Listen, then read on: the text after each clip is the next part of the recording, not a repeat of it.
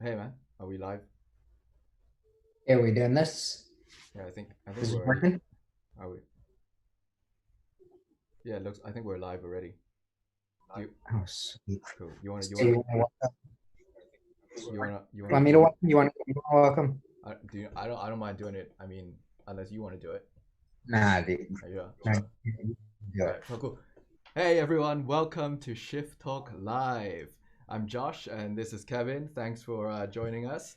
So, yeah, What's up? We got some people in the chat already. Brian Yao and Pamela Poon. What's yeah. up? Yo, give us some shout outs so we know that you hear us right now. What's up? We got some people in the chat already. Brian Yao and Pamela Poon. What's up?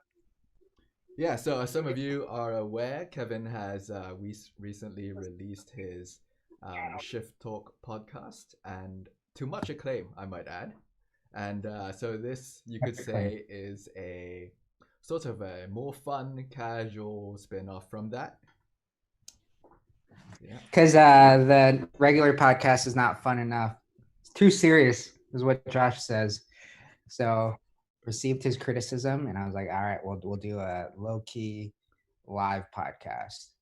So Yeah, not criticism, by the way. And to be honest, I've only listened to the first episode so far. my gosh, dude. Yeah. Anyway, Okay. yeah. So yeah, we're gonna hopefully talk about some of life's big questions.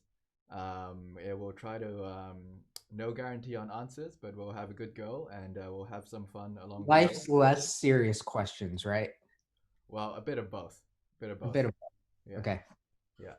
And yeah, so as mentioned, it's live, so it'll give you guys a chance to interact with Kevin or Pastor Kevin, as you know him. And yeah, do submit any comments and any questions you may have throughout the show, and we'll try to address them as we go along. So, as you can tell from the title, we are going to talk about um, hashtag adulting today.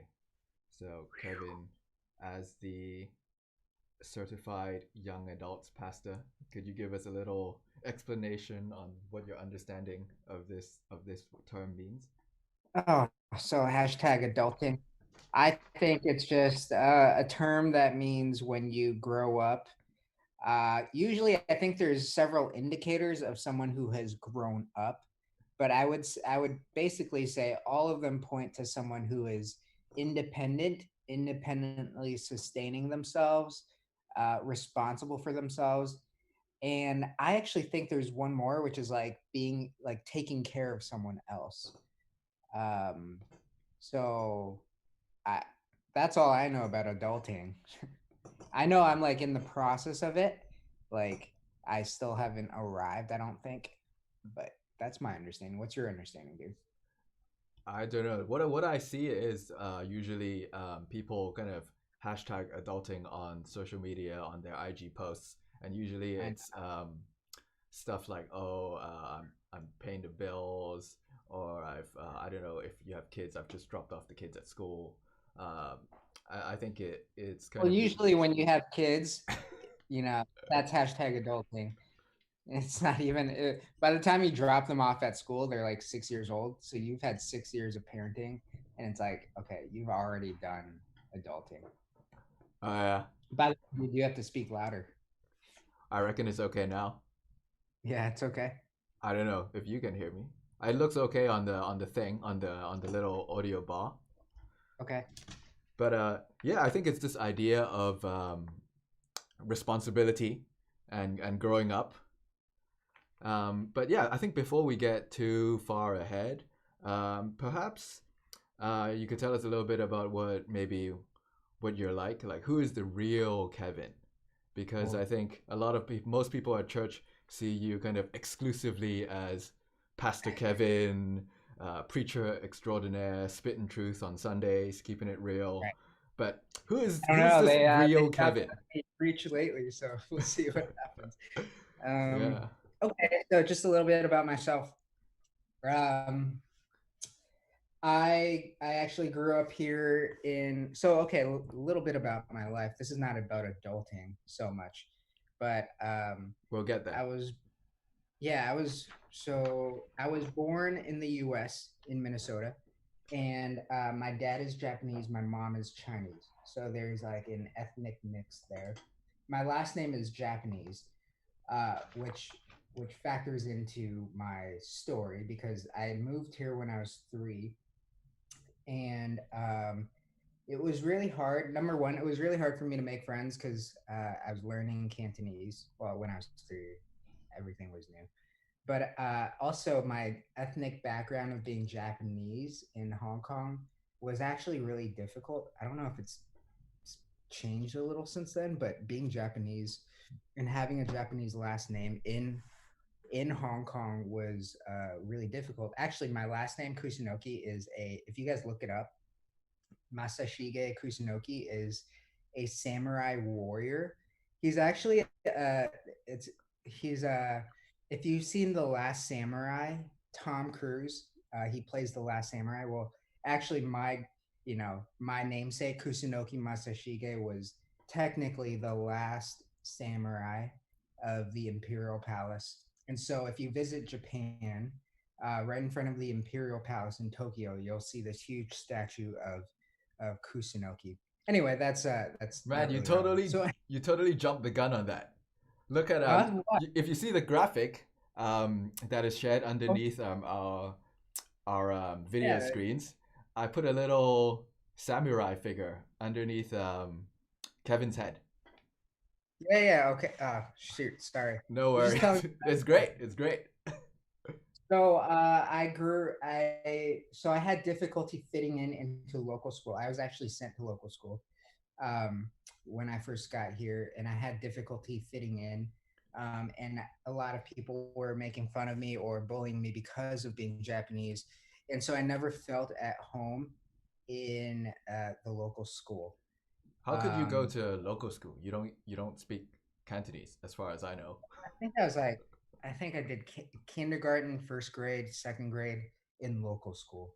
So they just, you throw your kid in there and hopefully he learns on the fly. Also, my mom is Hong Kong Cantonese, and my grandma, who we moved to Hong Kong to live with, she spoke Cantonese as well. So actually, the first language I was speaking, because I moved here when I was 3, my first language was actually Cantonese. Um, Oh. yeah, no, unbelievable. So, um, I had a very difficult time fitting in, and I actually associated local school, Cantonese, Hong Kong culture with just like bullying and being, people making fun of me. I was very ashamed of even my Japanese heritage. So in 1997, we moved to Singapore. My family was afraid of that during that time the handover. So we actually moved to Singapore for several years, and 2 years later, because there was this huge forest fire in Singapore, we moved back. And that was the first time that I got to go to an international school. And when I came back to Hong Kong, I went to Hong Kong International School. So a little bit about who I was. I feel like I came into my own when I went to international school. I became the class president. I had to run for elections. The way I ran for elections is I made copies of my eyebrows and I stuck them on like portraits of famous people. So I like had Albert Einstein, George Washington. I had them all had like pointy eyebrows. I was like, vote for me. So I became president. I was heavily involved in actually a hip hop team. They were called Hong Kong Dancers. So I did hip hop for a while. I played a lot of sports. I was just doing all sorts of stuff. I played in an orchestra, tried to sing in a musical. The international school just like gave me a lot of opportunity to flex muscles and try different things. So that was my middle school to high school upbringing. That's pretty cool. What were the what are the responsibilities of class president? I've never heard this before. Oh, really? Okay, so in No. a lot of American schools, you would elect every year, you would elect a whole cabinet of people. So you would have a president, vice president, treasurer, and secretary. At least this was at HKIS. And so the responsibilities were you had to host an assembly for your grade level once a week, I think, or was it once a month? I forget. And then you would plan like specific student based events. So when I was the senior class president, you have to plan the prom, which is a dance that a lot of people go to. um, but you also have to plan. So one thing you had to plan was the senior prank, which is like a tradition that you have in a lot of American schools where the seniors pull a prank on the rest of the school. So like some pranks that some senior classes have done is they took like they had like three chickens, and they spray painted the chicken. Like one had a one had a two, and then the third one had a four, and they just let them run around. So everyone was freaking out because they couldn't find the third chicken. You know, Oh, so what, that's like like live chickens? yeah, they're live chickens. They're just running around the school, and there's they're looking for that one chicken. So the That is senior so prank good. the senior prank that we did was the HKIS. There's the cafeteria, which is on the top level, and then the field, which is all the way like 10 floors below. We transported all the chairs and tables down to the field, and we made a big 2008 because that was like my class. So stuff like that. That's all I did.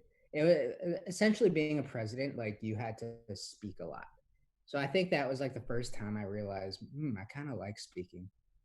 Like writing speeches and speaking was all you kind of really did. So Cool. can we Yeah. do that at church? Sorry. Uh, Matt Choi was like, "Can we do that at church?"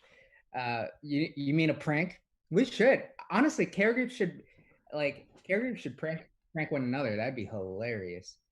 Well, someone's gonna take it too far. Probably me. Well, yeah, yeah. I mean, you that's part of the issue. Like you kind of prepare for that. There are classes that took it way too far, but that's part of the fun, right? They like Yeah. people got expelled because they took it way too far. But Yeah. it's part of Oh, that must suck. Like they're just about to yeah, graduate as well. yeah, yeah. So Yeah. that was my high school. When I got to college, I went to a college that was very, um, I would say, secular. It was not. It had the highest gay population for any school in the United States. So it was called American University. They they called it gay U because 40% of the population was homosexual. So that's where I really took my faith seriously, ironically, because I was really challenged about my beliefs, not only in terms of social life. I think when a lot of people go to college, they think, oh, the social life is what's going to get you to walk away from your faith. But where I went to school, it was more philosophical challenge. So I'd be challenged about my beliefs, why I believed in Jesus, how that even makes sense to believe in someone who might not have even existed. Tons of apologetic questions that were asked of me. And even professors would challenge you on your faith sometimes. So that was where I truly grew in my understanding of my own faith. And that's also where I met Emily. And so that's a whole nother story of how we started dating. And eventually we got married, moved to Texas for graduate school. So you don't have to hear about that. So But you didn't study a theological based degree, right? When you first went to college. no, I was trying to follow Brett's footsteps. So I got an accounting degree just like him. Go. Oh You know yeah. how Brett got Yeah. an accounting degree? Yeah. He Yeah. was Yeah. part of a fraternity. I did exactly the same thing. I was like, I'm going to get an accounting degree, join a fraternity, and then do and he started doing campus ministry. So I started doing campus ministry like as my first like ministry job. Then I went to seminary. I think he did missions for a bit. Yeah. So that's where we're Yeah. Oh yeah, because you grew up at Island, right? Like you did like Island Youth and all of that stuff. Yeah, so that was high school. So when I started to really flourish in my HKS, is also when I got involved in Christian groups. And I had a good circle of friends who were all like Christians, and we were pretty much Tim Latour's first class, actually. I think first and last, honestly, because he moved on from youth ministry right when I graduated high school. So that's how old he is. I was like, it was a long time. Yeah, Tim is exactly 10 years older than me. Last time I Okay. checked. Yeah. Yeah. Well, not exactly, but like very close to exact. Yeah. Yeah, that's Well, what about you? Why don't you tell us about your story? well, I think it's in some ways a little bit similar. I was born in the UK, but I grew up in Hong Kong. Um, there was a, I think, I think I quite, I don't know if you remember this conversation. I think last time it was during the, what was it, the prayer, staff prayer morning, when Mhm. you said that uh, you really bought into the kind of how in the Bible it says that our citizenship is in heaven, right? It's we're not really, you don't really buy into the hey, I'm from the U.S. or like, or I'm from Hong Kong or I'm from Japan, like, and I think um, I really resonate with that because, um, like I said, I was born in the UK, but then I grew up in Hong Kong, but Mhm. um, throughout my kind of growing up and years, like people have always said that, hey, you look like you're not pure Chinese. You look a little bit mixed. They'll say, oh, you're like Guai Zai. And like if I go to Mongkok nowadays, like the street vendors, they'll speak English to me. Are you a little guai? Well, people say I look a little bit, but I'm But well, you have no blood that's guai. not as far as I'm aware. But when I'm in the UK, I'm obviously Asian, so Yeah. I don't really feel like I'm from anywhere. Like I'm not comfortable. I'm not. I don't think I would be fully comfortable saying, "Hey, I'm from Hong Kong" or "Hey, I'm from the UK." Like I always tell people, "Hey, if Hong Kong and England were playing each other in a football game, I wouldn't know which team to support." But Mm. yeah, faith wise, also kind of Chinese church, traditional Sunday school. I was a pretty bad kid in Sunday school because in my mind, Sunday school was like school but without punishment. So basically, you can do anything you want. But yeah, faith became much more real during the last 2 years of university, and then my training was in engineering. Um, and yeah, eventually, kind of God led me to kind of my ministry role today. But yeah, well, we can save that story for another time. Um, but yeah, I think technically we're both adults now, as much as we might hate to admit it. As I much. yeah. I think we're like a year apart, right? Yeah, I think so. Yeah. I think I'm older or you're older. You're 31, right? I'm third. Yes, I actually have to think about it when people ask me. Gosh. That's the first sign of adulting. You're like, how old am I? Okay, so my question to you is, how did you when you celebrated your 30th birthday? Were you happy about it or were you sad about it? uh, I don't. My family don't really do birthdays. We don't really do um, big Okay, gifts not so or much about the celebration. party. Like when you turned 30, were you happy about it or were you sad about it? I was. I treated it like a normal day. I wasn't Oh, particularly, but I was happy to have been alive for another year. So I commemorated it like in my mind, and then I'm happy that that I'm alive. That yeah, it's I think it's a birthdays are a good reminder of the blessings that I've had from God, but I don't really feel depressed or anything because I feel like I've still yet to hit my prime. oh wow. So Yeah, you feel like you still have to hit your prime. See, yeah, when I celebrated my 30th, first of all, I didn't celebrate it because I hated the fact that I was turning 30. It was yeah, such a rude awakening because uh, you never dream that you're going to hit that 30 age. Yeah. And then that day when you do, you're like, wow, what have I done? You know, it's like you look at what your parents did when they were 30. Yeah.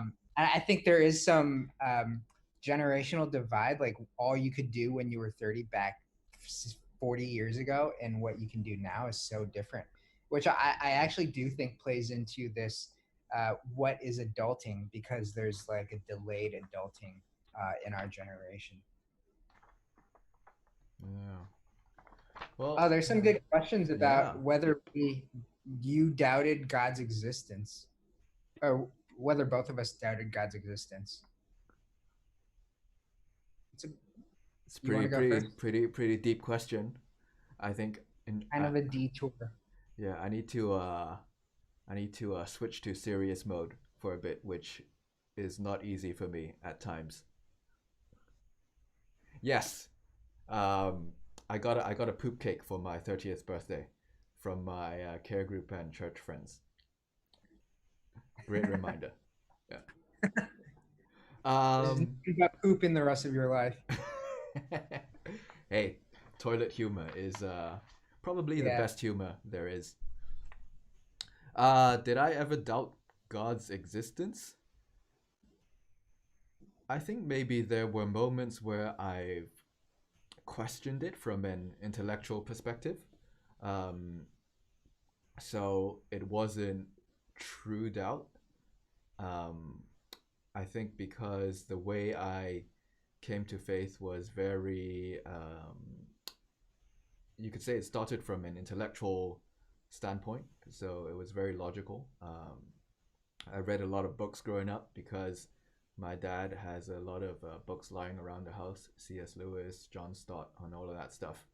Um, so mere Christianity was made a big impact on me. I think the way Lewis is able to um,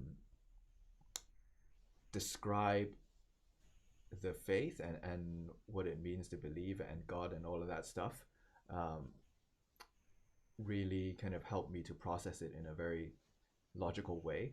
So I think that gave me a pretty good grounding in my faith, even though perhaps at times I did not um, feel or experience God as much as others may. But I think because of that intellectual or logical grounding, I think I never truly doubted God for any kind of extended periods. You know? I feel like I'm the opposite. I never grew up with an intellectual understanding of God. Uh, my relationship with God was very much traditional. This is just what we did. We didn't so much question it. So I liken my early faith to like faith in Santa Claus, which is, I know that sounds awful, but I used to grow up like loving Christmas because, um, I couldn't wait for Santa Claus to give me like gifts and stuff. Yeah, But so I believed in Santa Claus until I was 13, 14. I mean, pretty late, like borderline high school. I was like that's believing good. in Santa. That's good. The reason why was because I had my doubts. Like my friends would tell me, like, you still believe, and my brother would sometimes let it slip that Santa Claus wasn't real. But I just like turned a blind eye to it. I was like, no way. I like refused to believe it because in my mind there was really no incentive for me to not believe that Santa Claus was real because I was getting gifts on Sunday morning, on Christmas morning. So I just kind of like pushed all I pushed all doubts out of my mind, even though they were there, and I just kept practicing my belief in Santa Claus by, baking cookies, leaving out milk, and going to bed, making sure that like there was no. I never tried to stay up to see if Santa Claus like would walk in or not.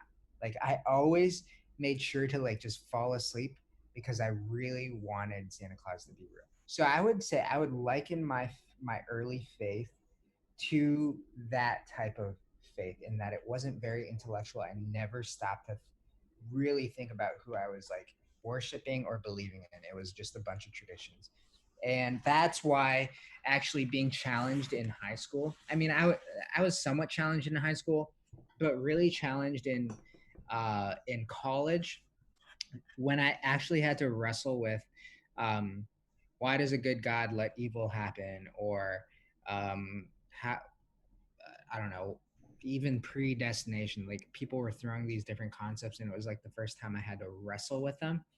But when I started to like actually wrestle with them and um, had people walk with me through them and force me to ask the hard questions, that's when my faith grew.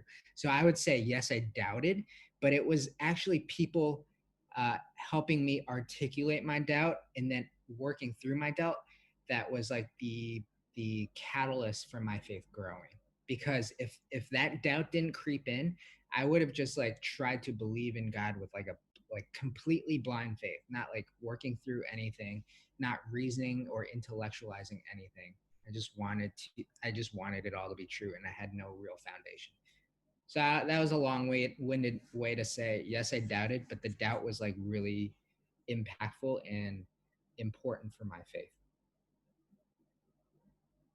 So Yeah, I think that's great. I think it's always good to be um, challenged in your faith, and yeah, and I think it's good because there's this danger of sometimes people after being challenged they fall away, and instead their faith doesn't become stronger, but they go the opposite way. yeah, So that yeah, but I think it's inevitable that anyone with faith um, like that people would challenge them. Like you can't escape it. Um, so coming back a little bit to adulting, uh, was there a point in your life where you felt like, wow, hey, I'm an adult now. Like I'm not a kid anymore. Like I think part of one was graduating, obviously graduating from college. But even before that, I think when I was going to school and I had to pay my first rent payment, that was that was like a big like paradigm shift. Like learning how to write the check. I don't know if you remember, like learning how to write it. You oh had to yeah, yeah, put yeah, yeah, the zeros in the right spot, underline it. Then you had yeah, to spell out what you wrote, yeah, learning where to sign it and the memo and all that stuff. yeah, That was, I think that was the first time I was like, wow, this is how it works. Like this is how life works. You have to pay rent. You have to pay your utilities. You have to pay for your electricity, and you have to be responsible for it. What about you? yeah. Um, I think for me, I've come up with um, three kind of, you could say, indicators, or what I, well, at least they are for me, but I'll save one till later on. Um, I have one. I'll go with I'll go with the light-hearted one first, and so I feel like, oh, when are you an adult? When are you kind of grown up? I feel like one of the things is that when you can take a dump in a toilet that is not in your home, when you can drop one outside, because I feel like When was uh, the first time you did that? sorry, When was the first time you did that by yourself? don't remember. Probably first time was probably unintentional. That it was probably that I couldn't help it at the time. Yeah, but I feel like when you're a kid, like I think going to the toilet is something that is it's a vulnerable position, and you don't want to do it outside. There's something about the comfort of your own home and your own toilet. That's true. Yeah, That's true. yeah, and I think on a more serious note, and I've come to this realization a little quite recently, actually, maybe in these 2 months when I was actually thinking about this topic, and I think one of the um, moments when I realized that I felt like, oh wow, maybe I'm an adult now, is when I felt like I could be myself around my parents. Because I think growing up as a kid, you are you see your parents as, you know, they love you and you know they care for you and they want the best for you and all that stuff, but you also see them as a disciplinarian, someone, an authority figure who would punish you if you did bad things. So maybe as a kid, you would be careful about what you say in front of them. And I think as especially as you hit your teenage years, You get older, you maybe you went through a rebellious phase, you're going through school and uni or college, and you're trying new things, and maybe you want to, and you're going out with people you shouldn't go out with and all that stuff, and you try to hide stuff from parents and all that, and so Yeah, you're trying to, so you're someone different at home as to when you're with your friends, right? So you're completely different people. um, yeah, but I think 100%. yeah, so I think when you're, I think it was after university, I think, having kind of lived abroad away from my parents, kind of grown up a little bit, and then come back, I felt like, hey, I could really be myself around my parents. They're no longer just an authority figure, a disciplinarian. I'm able to kind of crack the same jokes that I do with my friends, with my parents, um, and I think, yeah, but I think part of it is also because I think my parents also, they realize that maybe I'm not a kid anymore, and they're Yeah, not as strict with things like bedtimes and curfews anymore. So that also helps. But I think there's definitely a mindset change from my end as to how I relate to my parents. yeah. I totally agree, 100%. Because like I feel like my relationship with my parents got better the older I got, especially after college, just like you. I'm reading this list of 10 signs you know you're adulting right, and the first one is exactly like what you said. You don't experience FOMO being at home on a Friday night. You're actually thrilled. That's like so me, because let me tell you, like every Friday night, I was like so anxious if I didn't get invited anywhere, or if I knew that something was happening and I wasn't somehow able to go. I had like the biggest FOMO when I was in high school and college.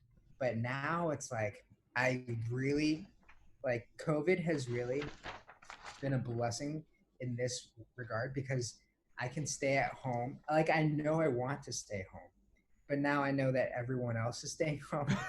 So so it doesn't make me feel bad about it, you know? That's cool. Oh, we got a question about your ink. Oh, my ink, my Yeah, tattoo. you're tatted up. My tattoo is Hebrew. Uh, it's a New Testament verse in Hebrew. So $10 to the first person who understands why that's wrong. Uh, Lift up your sleeve a bit more. Show us the goods. okay. Here you go, No, guys. Free ticket to the gun so show. it it's a New Testament verse in Hebrew. The issue is that the New Testament was written in Greek, but I didn't know that at the time. So this is maybe uh, I think almost 5 or 6 years ago. Um, I This is my life verse, First Corinthians 9:19. You guys all know it for reasons that you should not mention. But it says, although I've been set free from all men, for all men I enslave myself to win more over. So that's this idea of like shackling yourself, imprisoning yourself so that you could set others free. And that was just something that resonated with me. And I was like, man, what language should I get that written in? And I was like, I'm not, Paul wrote that, and he was a Hebrew of Hebrews, so he knew Hebrew. so, so I was like, I got that in Hebrew, and the Hebrew letters really makes it look like it looks like shackles. So I think that's why I got it. Greek letters are more like alphabetical. It's like the English alphabet, so that's why I didn't do Greek. What And made you do the tattoo? Just wondering. to look cool, right? Yeah, it looks An freaking awesome. excuse to show off your guns. Yeah, yeah, Hey, look at yeah. this! Look at this! Look at this tattoo I have. Yeah. So I actually have two tattoos. The first one I got was when I was in high school. It's on the back of my neck, on the spinal cord, and I got it here in Hong Kong, TST. And it's the Trinity symbol, but with faith, love, and hope in Chinese. Sun Ming Oi. I think that's how you say it, right? Sun Ming Oi. Faith, love, and hope. Um, Sun Mong Oi. sun Sun Mong. What? Say it again. Sun Mong Ngoi. Sun Mong Oi. Yeah. Okay. So I got that on the back of my neck. It was so painful that halfway through getting the tattoo artist said, uh, because I passed out, my lips were like, he was like, you should go to McDonald's, go get, Big Mac, get some food in yourself. So I went and got Mac halfway through. Anyway, so the reason I'm telling you that story is I have this tattoo on the back of my neck, but I can never see it, and I got it precisely for the reason that like nobody could see it. I could hide it, but I like forgot that it was there. So when my friends asked me to get the second tattoo, like I usually just get tattoos when my friends pressure me to do it, and that's the reason why, Pamela. So there's no righteous reason, no impactful moment. My friends pressured me. I had to come up with some sort of tattoo that I wanted to get tattooed. And so the second time I wanted to get it somewhere that I could see like every day. So that's Mom. just arm No, mom with a heart. bomb. Mom. Mom, Yeah. yeah. Okay, so back to adulting. Yeah. Yeah, so I think we it seems like at least in on social media this idea of adulting it's usually has a sort of a slightly kind of negative connotation to it. It's like, oh, I have to deal with this, I have to grow up now, I can't be a kid anymore. Yeah. So we actually asked some of our Shift IG followers, Shift Hong Kong, give it a follow if you haven't already. Um, what is the hardest thing about being an adult? And we have a few of the responses here, so I think it'll be fun if we can go. Comment on them. Sorry, Yeah, let's yeah, say one and we'll comment on them. yeah. So there are. We'll start light. I think there are. I've grouped them together by kind of themes, and so I think the first three is what is the hardest thing about being adult, and trying to stay being a kid is one of them, and another one it says that knowing that no matter how much you're willing to sacrifice, you can't be young forever, and expectations, regrets, soon gonna be old. No, I think that's Yeah. really interesting. And honestly, that's sometimes the conversations I have with Emily, my wife, how she feels like she's growing up too fast. And all of a sudden, you have to pay bills. All of a sudden, you have to worry about paying your taxes. You have to worry about this and that. And you're not able to, like, okay, simple thing with budgeting. You can't go and just recklessly spend money at the bars. You can't. You just can't if you Mm. budgeted what you needed to budget for the week. So there's just this like I feel like it's very interesting. I don't know where it comes from, but like you feel like you're missing out on life by moving to the next stage. It's like when you I don't know if you play video games, Josh. You probably don't because you work out so much.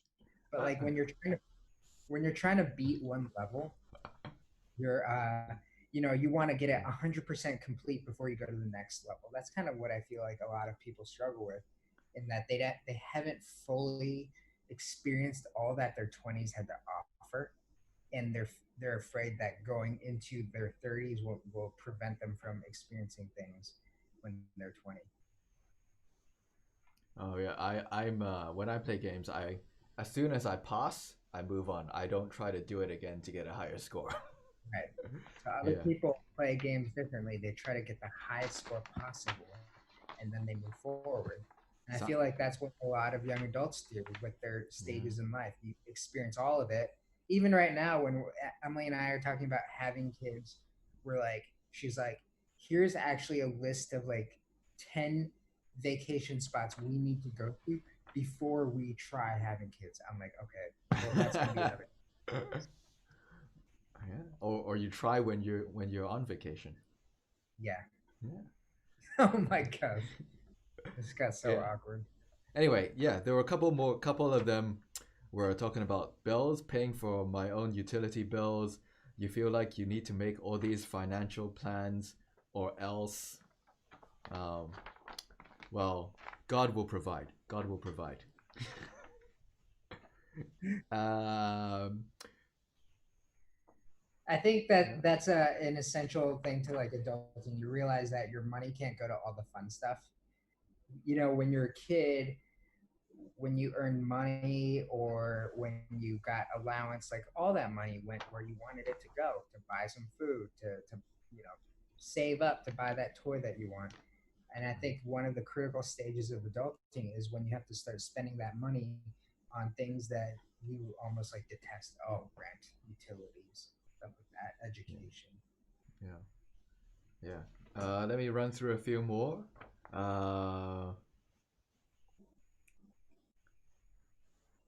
Yeah, let me totally. see. Yeah, Just that social pressure on yeah, what you accomplish. Sometimes that pressure is not even ourselves. It's like peer pressure. yeah. And I feel like Instagram is the worst Oh, it is because not helpful. you look out like when I look at your Instagram, I'm like, whoa, I gotta work out way more. Josh is living his life. That is not Um, true. That is not true. My Instagram is all about the caption, not about the picture. yeah, no, that's Yeah, so true. And I think it's worse now. So I really think yeah, that adulting is going to get harder and harder because there's going to be an increased amount of social pressure and I think it's not just on Instagram, it's not just on social media, but there's like this almost uh, cultural expectation that you live your life the fullest. And that like if you get married or if you take on a 9 to 5 job, you're like wasting your life. okay, yeah. A few more, kind of having to take up responsibilities. Not sure if I'm able to do that, if I have the ability to do that. Endless cycle of dishes and laundry.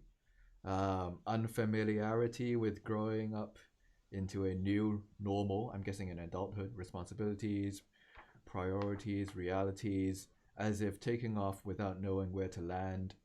Balance between kind of being in control and faithful. I'm assuming faithful to God. Um, yeah, I think these are pretty common struggles. I think. Um, I think it's that idea of kind of like no one told you life was gonna be this way, and then you kind of just going into it kind of a bit blind, and you Yeah, kind of feel like you're always stuck in second gear. Would you say so? yeah. Yeah.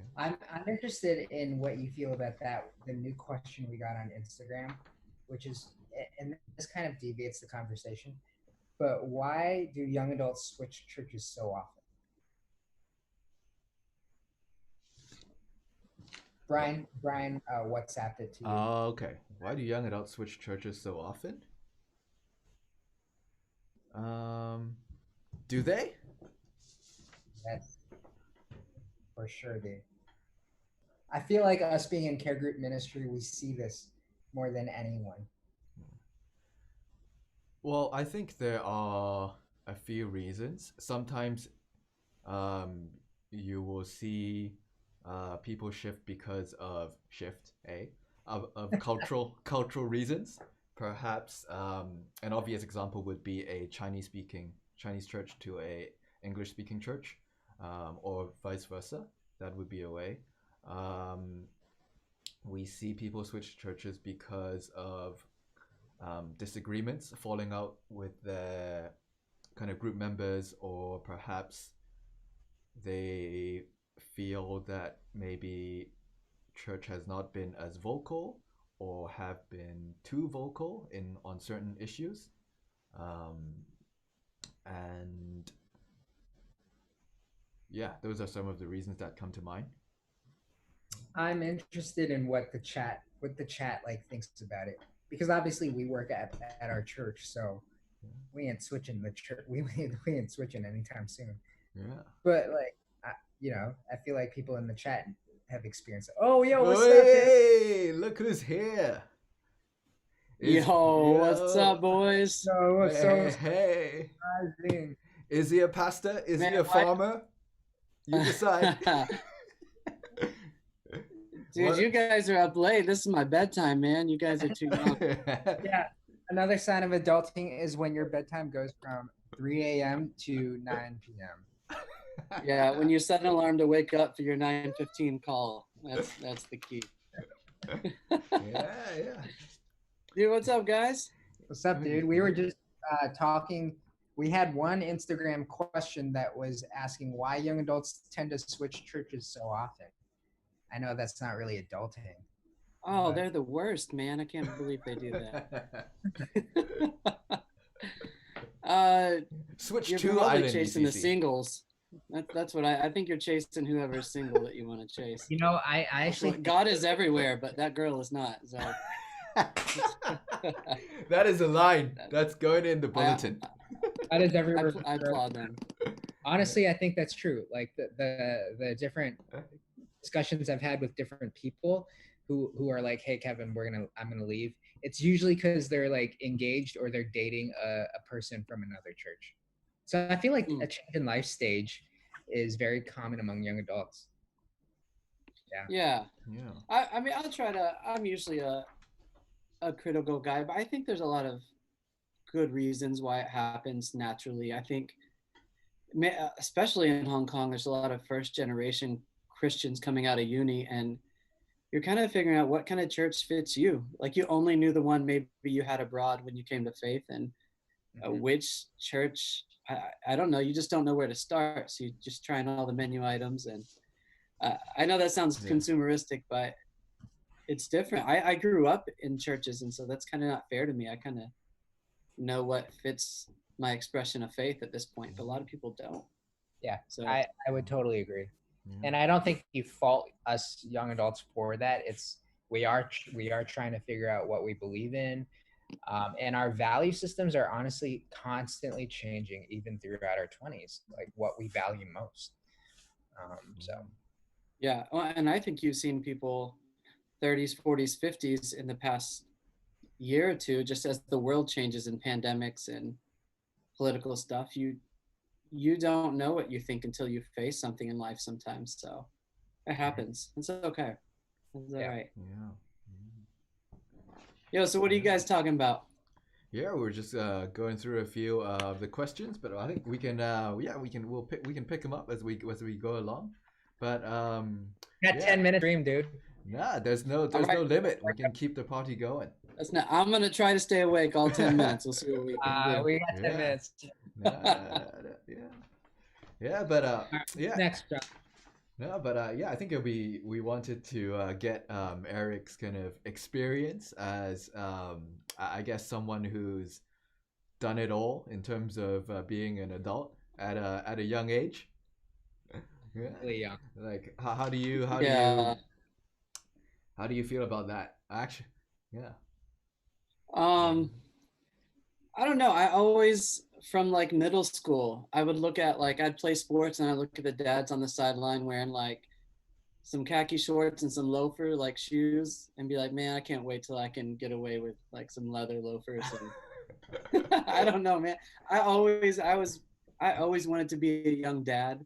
I don't know. It was just in me. So that part of like the whole family didn't scare me because I knew it's what I always wanted. It was probably the other stuff that kind of freaked me out about just losing like freedom or the appearance of that and responsibility, and honestly just life being pretty lame, like especially so you were growing up afraid of life being lame. Yeah, I still have that fear about, for the past 8 years, if I ever move back to America, like I feel like it'd be so boring.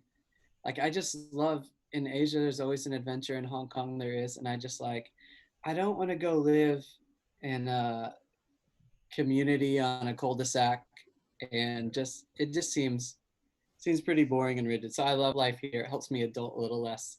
Yeah. But there's great flexibility. But I think that was a huge fear of mine. What does what does mortgage, job, family, what does that mean for like my hobbies or expression of what who I am? Um, you know what, I think like as parents and younger parents, I think that's something we've done a lot wrong. Like our kids might be messed up, but then we've done some stuff. We've done some stuff well, and one of the things that I love is that Katie and I haven't lost who we are as people or our hobbies because of kids. Like our, if you come in our house, it looks like a house. It doesn't look like McDonald's play place. There are Hey, toys and there's nothing toys, wrong but with McDonald's Pay Place. We should have that's that in right. Hong Unless Kong. you're 27 still in those. Yeah. Um, Or and you 31. get arrested. Yeah.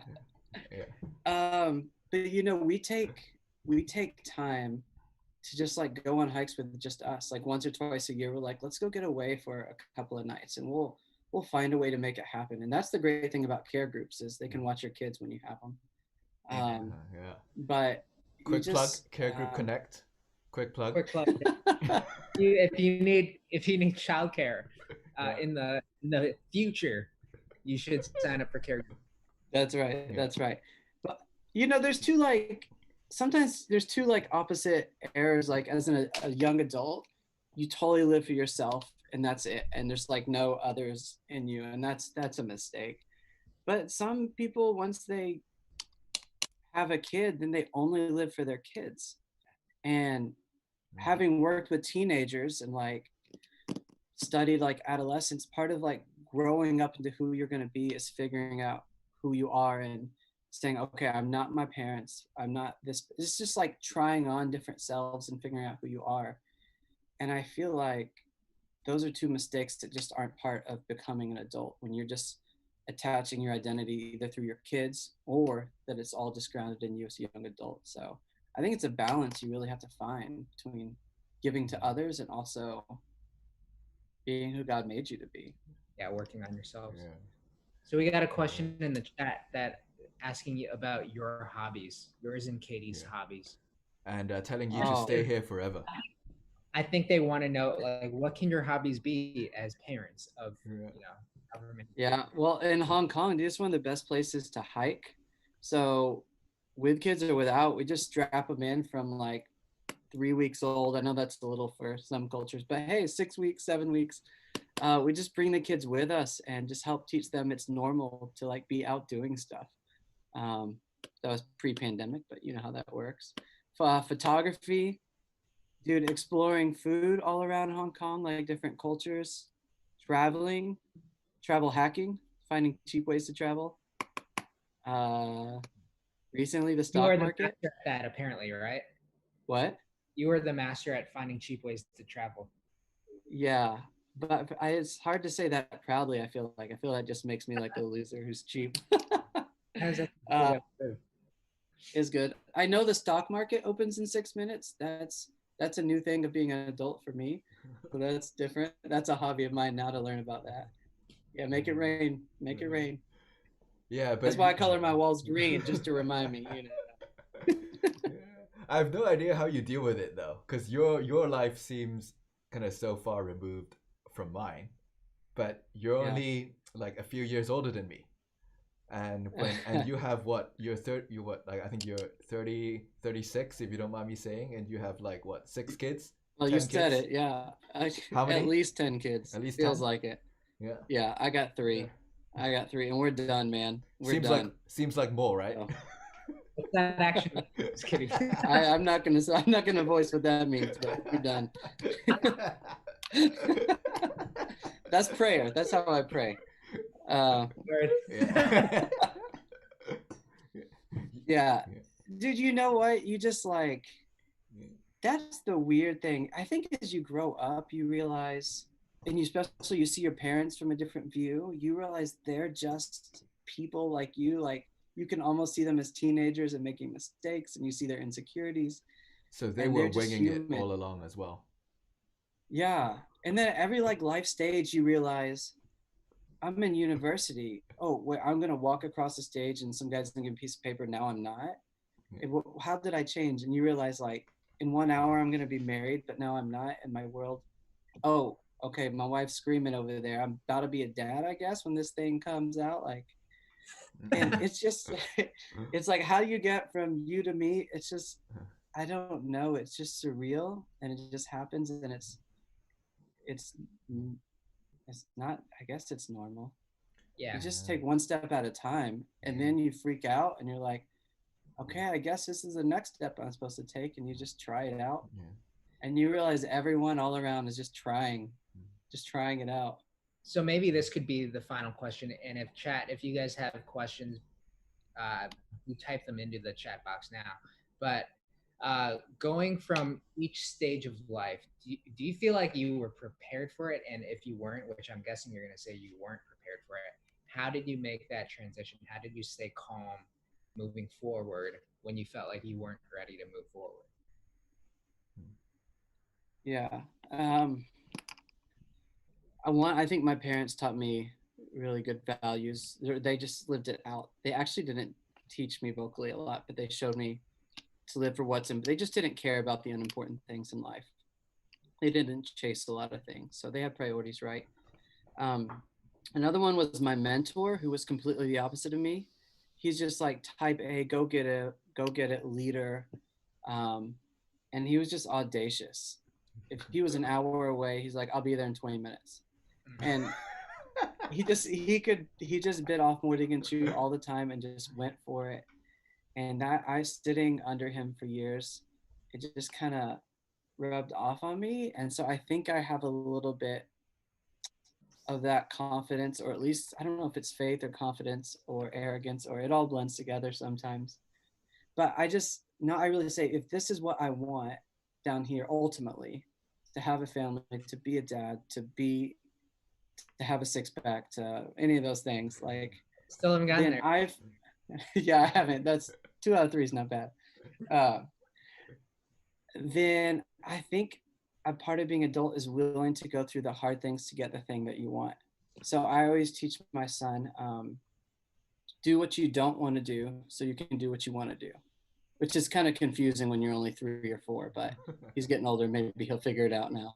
But I think that's the biggest adult thing that I've learned. And I don't know how spiritual that is, but I think envisioning of who you want to be or what you want to do, and being willing to either get up early to work out, to seek reconciliation, to have a tough conversation, to save money, whatever those things are. Yeah. Um, yeah, I think that's the great thing.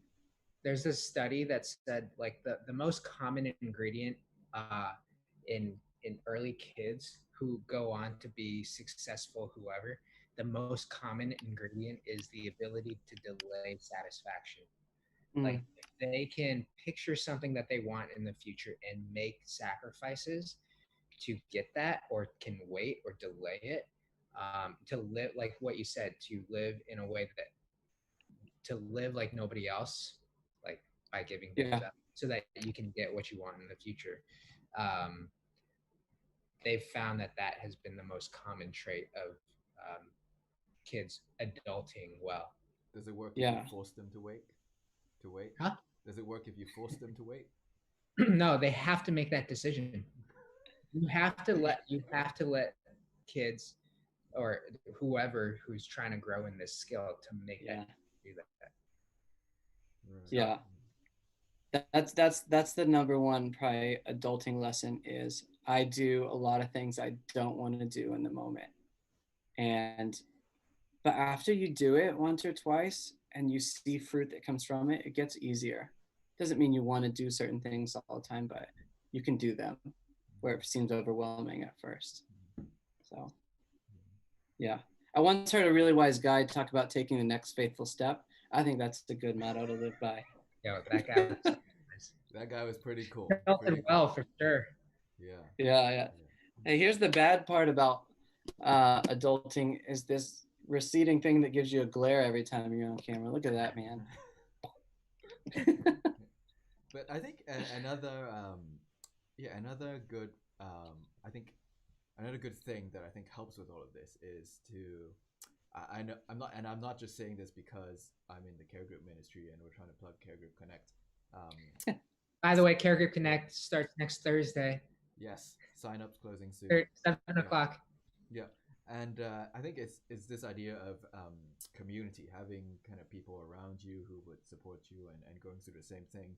And I think we actually have a couple of people kind of respond in this way. It's the difficulties of being adulting is kind of even like just articulating the hardest thing about being an adult. Because sometimes I think as you go through this transition stage of feeling like you have to be an adult but not actually feeling like an adult, like you have to act like an adult but inside you feel like, hey, I'm not ready, I'm still just a kid, and have to kind of hide these feelings or kind of put on a face, kind of fake it till you make it, right, as they say.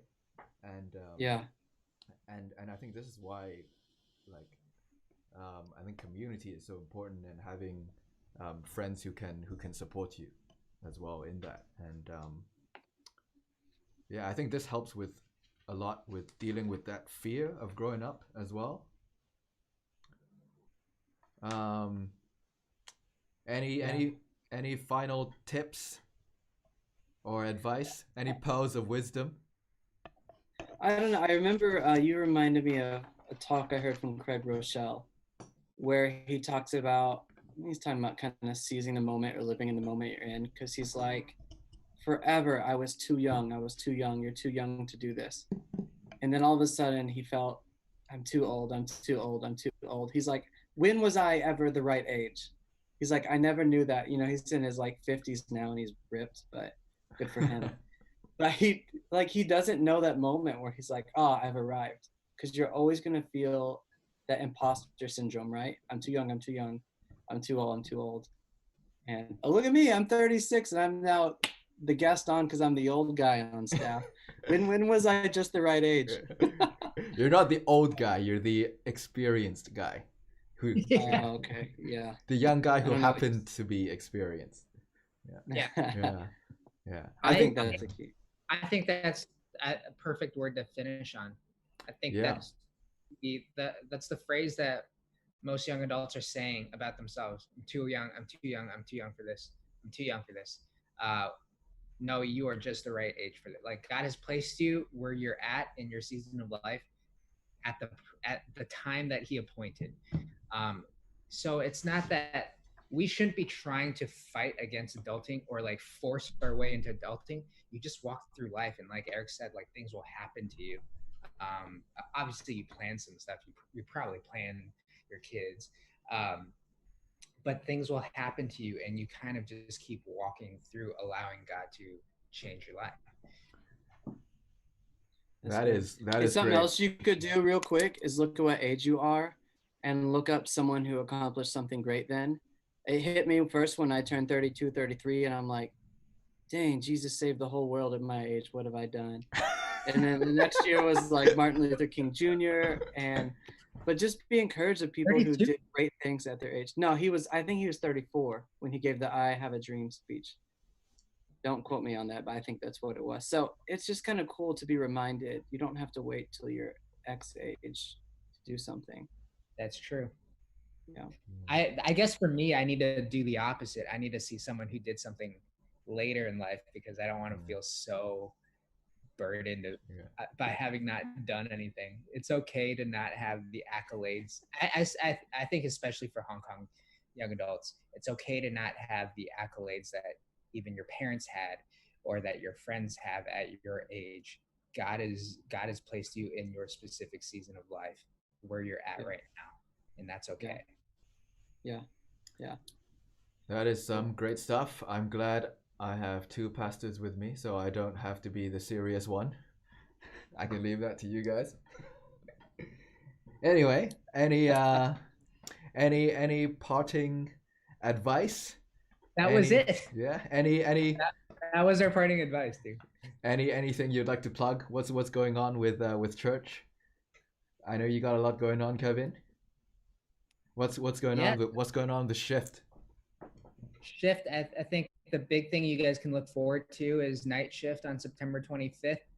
That's going to be at 7 o'clock, and it's going to be a completely live, not not live. It'll be streamed, but it'll be similar to this live interaction. And Josh, you're going to be emceeing that, right? So I think that's the Oh, next I guess so. Now that you put me out there. big thing for young adults. And then for the rest of you, Care Group Connect is starting next Thursday, and that's something that you want to be a part of. So go ahead and email me, shift@islandecc.hk, for more information about that. And you'll also probably hear about these events with Church Online. So yeah.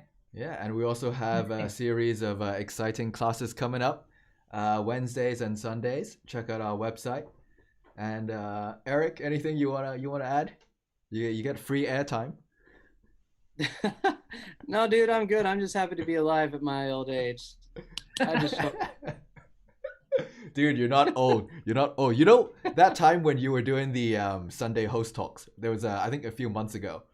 You were plugging something about Shift, the young adults ministry, and you were saying, "Oh yeah, but it's not for me anymore. I'm too old for that." And I was thinking, man, this guy, he's only 36. Yeah, I feel like a professional sports player, man. They age out quick. That's how it is in the ministry. It's rough. Yeah. But in martial arts, especially MMA, they don't hit their prime until their 30s. So you exit the professional footballing world, you can go hit up mixed martial arts. Yeah, I'm gonna pray about that one. Anyway, thank you so much, everyone, for tuning in, for watching, for submitting your questions. Hope you've enjoyed it, and yeah, maybe you got some answers, maybe you didn't, but hopefully you had a good time, and maybe we'll see you next time, depending on. Be on the lookout for the next Shift Talk Live, where we might talk about another hashtag issue. Yeah, and do let us know if you have any topics you want us to talk about. And yeah, I don't know how you're gonna let us know. Maybe email Kevin. But yep. Yeah. All right. In that case, that's it from us. Thanks, Eric, for coming on. And yeah, thank you guys for having me. It was fun. All right. See you guys. Good night. See ya.